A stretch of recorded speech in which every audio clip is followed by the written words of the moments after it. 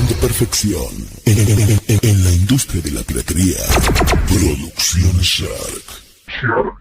En MP3. Si no le contesto se desespera.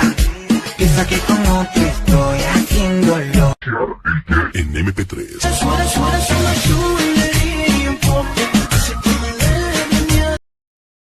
Creando perfección en la industria de la piratería. Producciones Shark. En MP3. Ahí se menea, se menea, se menea, se menea, se menea, se menea, se menea, se menea, se menea.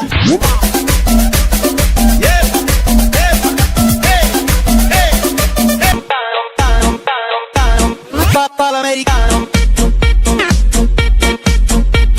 Contesto se desespera. Piensa que como Cuando me enamoro, a veces desespero. Bueno, muy buenas noches a todos. Recuerden que en Magazine Shark tenemos a los mejores postores, a los mejores investigadores. Y en el día de hoy tenemos a 4 de nuestros mejores investigadores alrededor de Colombia para hablar un poco sobre el texto de Miguel Valles, Técnicas Cualitativas de Observación Social. Entonces, sin más preámbulo, damos inicio a nuestro primer postor, que es Mike Waitoto Tyson, seguido de Cano Aguito desde Quibdó. Excelente. Y seguimos con Perka Perkins. Y no por último y menos importante tenemos a Elber Andrés Garay. Elber con H intermedia. Él dice que porque es más high. Entonces, seguido a esto, vamos con ellos. Fred, muchas gracias por ese recibimiento. Entonces entremos en cuestión del tema de los paradigmas. Quisiera iniciar con la variedad de los paradigmas y las perspectivas en la investigación cualitativa. Entonces, dando apertura a la aclaración terminológica previa, se habla del uso del paradigma y su perspectiva. Entonces aquí cito a Kuhn, 1962-1970, que nos dice de las concepciones tradicionales en torno a la metodología de la ciencia, lo que nos habla de una revisión epistemológica en el campo sociólogo. Aquí me permito citar a Ritzer, que nos habla que es una imagen básica del objeto de una ciencia, lo que nos permite dar a entender que sería realizar una hipótesis y precisar lo indispensable para dar una respuesta, y así descifrar las respuestas a la pregunta que se quería realizar en la hipótesis.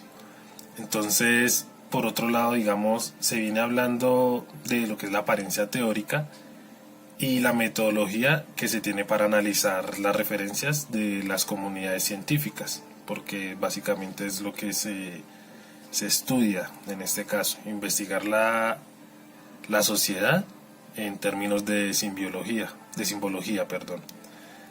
Por otro lado, hablamos de la caracterización epistemológica de los paradigmas. Entonces aquí me permito citar al señor Martín Santos, 1991, que nos dice: epistemólogo serías el analista del saber, el técnico en producción de saberes o el autor de la simulación del saber. Esto básicamente lo que nos quiere decir es para saber, para definir lo que es cierto, lo que es incierto, y no tanto eso, sino más bien llevarlo como una determinación a la idea plasmada que se quiere dar. Entonces aquí nos hablan de 3 talleres, el señor Santos. Uno es el taller newtoniano, el otro es el taller cuántico y el otro es el taller relativista, todo lo que tiene que ver con el tema de Einstein. Con esto se precisa, digamos así, la rigurosidad de la parte planteada por medio del científico, que se usan los diferentes métodos para llegar a una respuesta, como ya lo habíamos dicho al inicio, de una hipótesis planteada. Y por otros aspectos nos hablan de Bourdieu y de Passerón, que ellos tienen también 3. Uno sería la constatación, que sería la parte del nivel tecnológico. La otra sería la construcción, que sería el método, el nivel metodológico. Y por último nos habla de la ruptura, que es el nivel epistemológico que se establece dentro del campo que maneja el investigador. Pasando a otra caracterización metodológica, nos hablan de procedimientos metódicos que se derivan de las posturas adoptadas. Entonces aquí entra en juego lo que es la ontología y las perspectivas que se centran en la lógica de las técnicas de carácter cuantitativo. Aquí nos hablan sobre 3 versiones también. Entonces, una es el paradigma prevaleciente, donde nos abarca todo lo que tiene que ver los aspectos sociales y los procedimientos de los análisis de datos. Y por otro es el paradigma emergente, que vendría siendo la parte alternativa de la construcción del ser humano y la interacción del sujeto, el objeto y la realidad. Entonces, muchas gracias, Ken. Seguimos contigo y con todo el mundo. ¿Ya? Gracias, Consuelito, muy querida, gracias. Ah, qué pena. Sí, señor Waitoto Tyson, me gusta mucho lo que planteas y la verdad aquí voy a disfrutar un poco de nuestro siguiente postor. Nuestro siguiente postor, ¿quién es? En la noche de hoy, Cano Aguito desde Quibdó. Cano, estamos contigo. Gracias.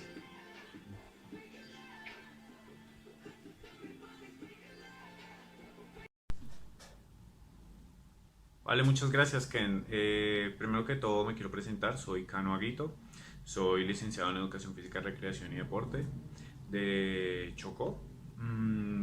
Para dar un poco de contexto, vamos a apuntar un poco hacia lo que es estos dos paradigmas que pues el sociólogo Douglas nos hace hincapié en su libro, previamente nombrado por mi compañero anteriormente expuesto, donde tenemos el paradigma clásico de una sociedad basada en la cooperación, en todas esta clase de integraciones y interacciones que hay en la sociedad. Y también tenemos el paradigma de una sociedad basada en el conflicto, en todas estas aberraciones, por así decirlo, surgen de esta no cooperación. También tenemos un problema central que afecta al paradigma, que nos lo nombra Douglas, que es la falta de adecuación para revelar las verdades más íntimas sobre grupos e individuos en una sociedad. Porque pues esta está construido sobre un supuesto, un qué podría pasar y qué podría pasar. Y pues esto se puede adecuar a una comunidad pequeña estudiada por los antropólogos, pero no una sociedad compleja llena de conflictos. No podemos abarcar a grandes rasgos lo que es algo macro, sino algo muy micro. También tenemos, para hacer hincapié, no solamente en 2 paradigmas, sino también nos ponen a colisión 3 paradigmas, que son la versión de 3 paradigmas, en el cual el primero de ellos es el paradigma de la investigación materialista. El segundo es el paradigma de la indagación constructivista y por último tenemos el paradigma de la indagación crítica o ecológica, donde el primero nos hace hincapié en que está representada netamente arraigada por el positivismo, que esto está respaldado desde el método científico. Entonces tiene ciertas pautas, las cuales van desde una definición del problema, pasa a una revisión de la formulación de la hipótesis, tiene un muestreo, o sea, va a ser una secuencialidad, también pasa por unos resultados y una revisión de la hipótesis para una búsqueda de la verdad. La siguiente es el paradigma de la indagación constructivista. Y pues bueno, pues como sabemos, constructivista también denominada naturalista hermenéutica, como sabemos y como hemos tratado mucho en licenciatura, la hermenéutica está basada en el conocimiento que nos ayuda a indagar en ese nicho en el que estamos sumergidos, darle ese significado a ese simbolismo que hay detrás de cada una de sus culturas. También tenemos, se me olvida en este momento, buscar, en esta no se busca una verdad como se buscaba en el anterior. Recordemos que en el anterior se buscaba por ese método, por esa secuencialidad, se buscaba una verdad. En esta no se va hacia la verdad, sino se va hacia unos relatos, hacia unos diseños y un análisis y una interpretación de lo que estamos viendo. No simplemente buscamos la verdad, sino interpretar todo ese proceso. Y por último tenemos el paradigma de la indagación crítica o ecológica. Este ayuda a mantener la vida social enfocada hacia la realidad de una dominación, una distribución de poder y de las desigualdades sociales. Sirve gracias al contexto histórico. Como dicen, si no conocemos nuestra historia, ¿cómo podemos cambiarla? Está logrando una conciencia emancipadora, como Paulo Freire nos había planteado anteriormente en su libro. ¿Para qué nos puede servir pues todo esto? Pues a grandes rasgos, nosotros en Educación Física, Recreación y Deporte, donde estamos logrando una gran emancipación de los niños, no emancipación de los padres, sino emancipación de esas ideas retrógradas sobre la educación física y lo que conlleva a esta. Entonces, gracias a este texto que hemos abordado, pues ya sabemos que hay muchos paradigmas. En este caso hemos abordado 3 paradigmas. Y pues la verdad me ha ayudado a construir un discurso pedagógico mucho más extenso. Gracias a este último me centro más que todo, qué pena devolverme un poco, hacia el paradigma de la indagación crítica o ecológica, que es la que más he manejado en mis clases. Entonces, gracias Ken por darme este espacio. Me parece que este magazine me ha brindado muchas puertas, me ha abierto muchas puertas hacia que otras personalidades de la educación pues me conozcan y sepan un poco de lo que estamos trabajando. Muchas gracias.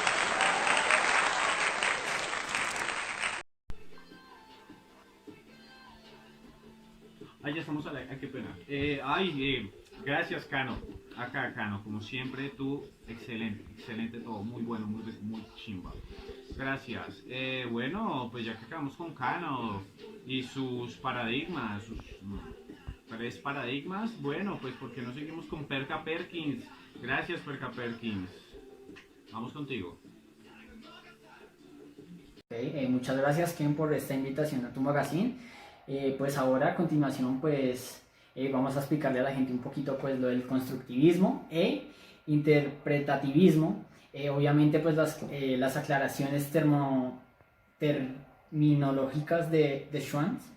Pues ahora mismo entendamos que todo esto surge de una pequeña aclaración que hace Schwann, que dice que primero que todo esto el constructivismo surge en contra del objetivismo, entendiendo que en contra del realismo empírico, contra el esencialismo. Entendamos que Schwann intenta explicarnos un poco más cuáles son las fundamentales ideas del realismo empírico, teniendo pues obviamente unas claras ideas, cómo funcionan, cómo es que la gente las percibe.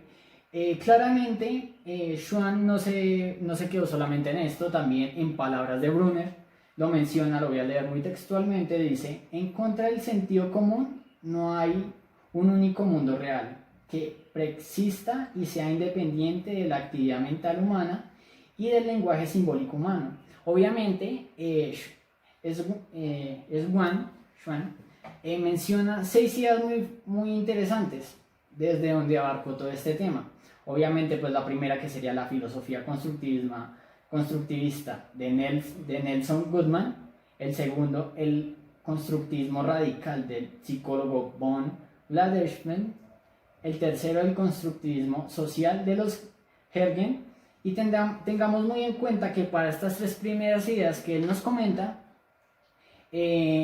bajo muchos prejuicios y conceptos claves del constructivismo, él intenta dar unos enfoques, unos usos, revisando sistémicamente cómo es que estos llegan a ser más que todo muy claros, muy esenciales, y cómo llegan a ser trascendentales en esto del constructivismo e la interpretación.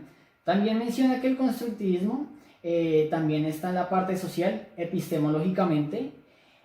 También lo menciona desde el paradigma constructivista de Guba y Lincoln. Y para finalizar esta parte de los primeros enfoques, el constructivismo de Einstein. Obviamente tengámoslo en cuenta que estos son unos conceptos muy claros de cómo la gente percibe su realidad, la interpreta, le da un sentido, mencionando menos los compromisos de la heterogénea en la cual identifica las raíces de las lecturas, qué pena, y Schwann de 1994 nos comenta tres tradiciones muy interesantes. La primera sería la tradición intelectual alemana de la hermenéutica, la segunda, la tradición en torno al concepto de comprensión, obviamente esto ya va desde lo sociológico, y el tercero, lo fenomenológico social en Snuch. Me parece muy interesante estas aclaraciones que hace Joan, porque nos menciona cómo, o sea, bueno, lo hace en pequeños, por así decirlo, palabras, cómo es que la gente empieza a percibir, cómo es que tiene estas herramientas de la hermenéutica, la filosofía, menciona ciertos autores desde las ciencias humanas, como también menciona una parte importante de la antología, los autores como Heidegger, Dilthey, entre otros, que son muy expertos en este tema. También refiriéndose a un proceso en el cual las personas interpretan su vida cotidiana, referido también a los procesos, al método disponible en las ciencias sociales, por lo que los investigadores sociales hacen una gran interpretación de la vida cotidiana en los actores obviamente esenciales de la vida. Me parece muy interesante también mencionar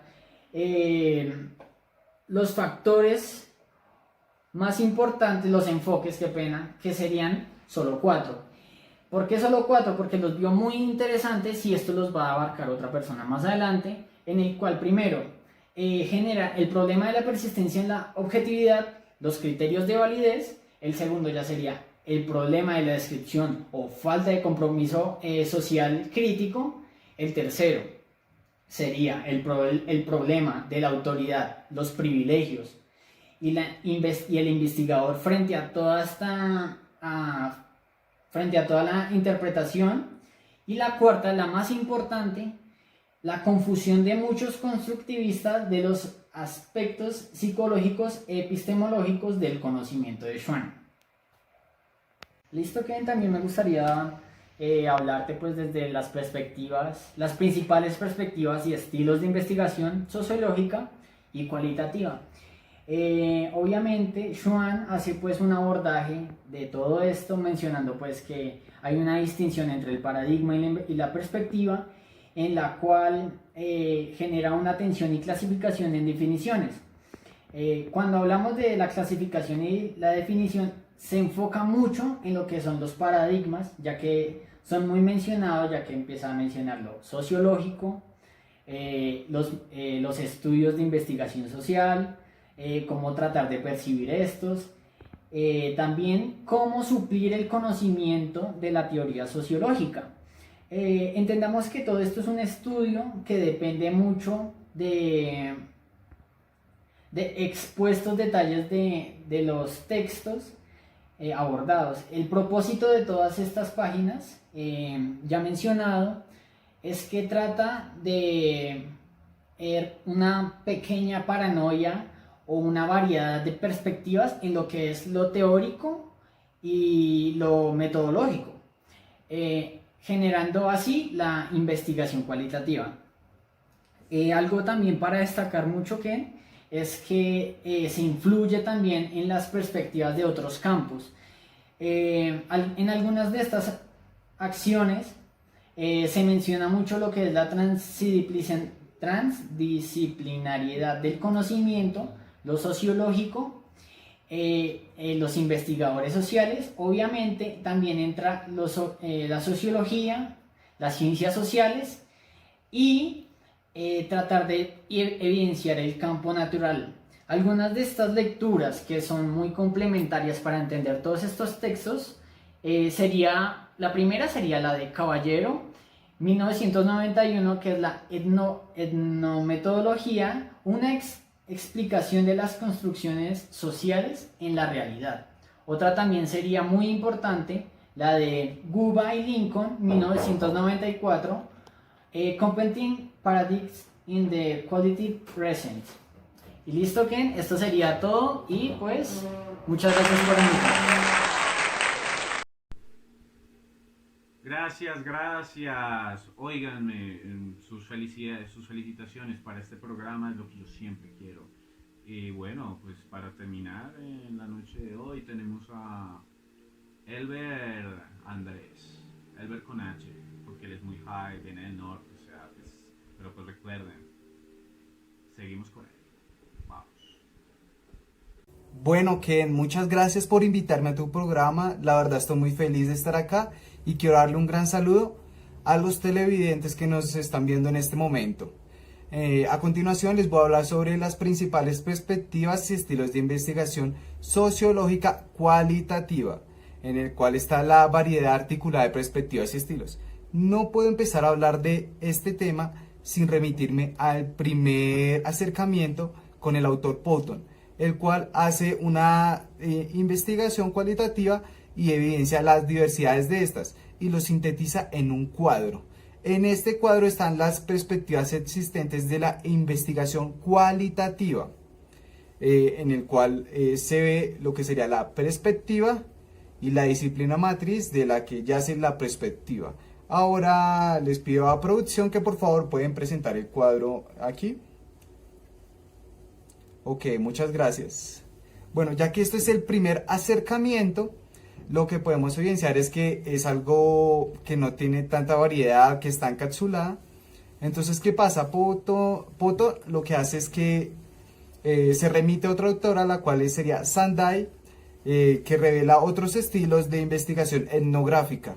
Sandai nos nombra 3 estilos. El primer estilo es un estilo holístico, el segundo es un estilo semiótico y el tercero es un estilo conductista. Entonces el primer estilo holístico está compuesto por 2 subestilos, en el cual se encuentra la configuración de Benedict y también está el funcionalismo de Malinowski. En el segundo estilo, que es el estilo semiótico, se encuentra la antropología interpretativa del autor Gretz, pero también está la antropología cognitiva de Goodenough. Y en el tercer estilo, que es el conductista, el cual lo propone Widins. Estos paradigmas etnográficos están diferenciados hacia el foco de atención que estos tienen. Es decir, que el foco de atención del estilo holístico es ver un conjunto, el conjunto de las cosas, por eso es holístico. También está el estilo semiótico, que busca o que el foco de atención de este estilo es el significado. ¿El significado de qué? Puede ser el significado de las formas en las que se saludan, significados de que hablan, imágenes, etcétera. Entonces hay muchas posibilidades acá. Pero también está el estilo conductista, el cual nombra los comportamientos que puede tener dicho objeto, personas de estudio, para la etnografía. Bueno, un aspecto que recalca el autor Poton es que existe una polisemia en los términos. Es decir, polisemia es un fenómeno lingüístico en el cual un término o concepto tiene diferentes significados.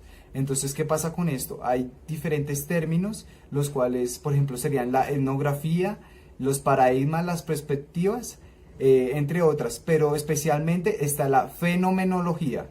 Entonces, este término se ha vuelto o se ha inscrito en diferentes significados porque se ha utilizado de tantas formas que ya literalmente es confuso el significado que tiene realmente.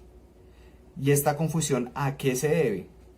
La confusión, según el autor, se debe a que se han adoptado diferentes significados que se atribuyen a la perspectiva del mismo etnógrafo. Es decir, que dependiendo de a lo que se fundamenta o se quiera centrar el etnógrafo, es decir, experiencias o interpretaciones de los fenómenos, eso es una forma. Pero también existe otra cosa. ya que las personas a las cuales se está ingresando al contexto o están siendo estudiadas, dicen que es imprescindible que el investigador entre a experimentar o a evidenciar el fenómeno que él está estudiando si él no ha tenido una experiencia con este fenómeno. Es decir, una persona que no haya vivido, digamos, el conflicto armado, puede decir, no, esta persona no ha experimentado el fenómeno del conflicto armado. Entonces puede que no sea no adopte una perspectiva. Pero aquí es donde entra algo que se llama mandato metodológico, el cual exige al mismo investigador que cree esa experiencia del fenómeno estudiado o que pues tenga la experiencia del fenómeno en el cual se está estudiando. En este caso, en el ejemplo que nombré anteriormente, sería el conflicto armado. Aquí, para saber qué es fenomenología o en qué casilla se puede corresponder esta, lo que hace Tresch es que la denomina como si fuera una perspectiva. Entonces, en la perspectiva se realiza un cuadro, la cual es una ilustración de la variedad articulada de disciplinas matrices y perspectivas en el campo de la investigación cualitativa. Entonces, aquí es donde se ve también los tres estilos de Sandai, en el cual está la etnografía holística, que va enfocada hacia una antropología. También está la etnografía estructural, y también está el análisis del discurso, la etnometodología, la interacción simbólica y la ramificación de la lingüística. Pero también está la fenomenología que la pospone Grounded Theory. Bueno, aquí es donde entran unas perspectivas de investigación cualitativa que son emergentes, como sería la teoría de sistemas o la teoría del caos, que ambas se les dicen como alternativas cuantitativas, las cuales son, bueno, al ser cuantitativas, pero también tienen otras posibilidades que también puede tratar acerca de lo complejo o lo de medianamente complejo que se puede aplicar también en seres humanos. En estas teorías emergentes pueden estar, como anteriormente lo nombré, el concepto de la linealidad de la teoría del caos, también puede estar el efecto mariposa, entre otras. Hay muchas posibilidades. Bueno, para finalizar esto, es que se puede recalcar que gracias a todas estas teorías emergentes se puede hacer un proceso de transdisciplinaridad, es decir, diferentes disciplinas que coaccionan en la misma etnografía y hacen que sea, pues, la investigación sea más enriquecedora y puedan develarse diferentes aspectos los cuales anteriormente podían estar ignorados, pero ahora gracias a esto son relevantes y son visibles. Bueno, televidentes, para no extenderme más, vamos a hablar rápidamente sobre la fenomenología sociológica y la etnometodología. Entonces, la etnometodología es una corriente sociológica que surge en los años 60.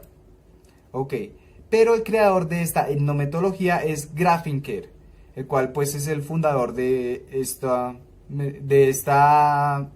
corriente. Ok, pero el surgimiento fue denominado sería la fenomenología social, la cual la propone Schub, y toma lo que dijo Grafinker sobre la etnometodología y crea la fenomenología social. Ok, las diferencias o características. ¿En qué se diferencian estos? Se diferencian en que la sociología fenomenológica produce obras, produce conceptos y teorías.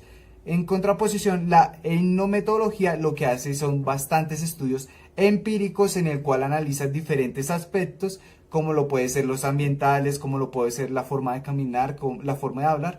Entonces hace un análisis exhaustivo hacia lo empírico. Bueno, ya para no extenderme más, quiero darle gracias a Troy McClure por invitarme a su programa y espero que los televidentes hayan entendido y estén muy bien. Hasta luego.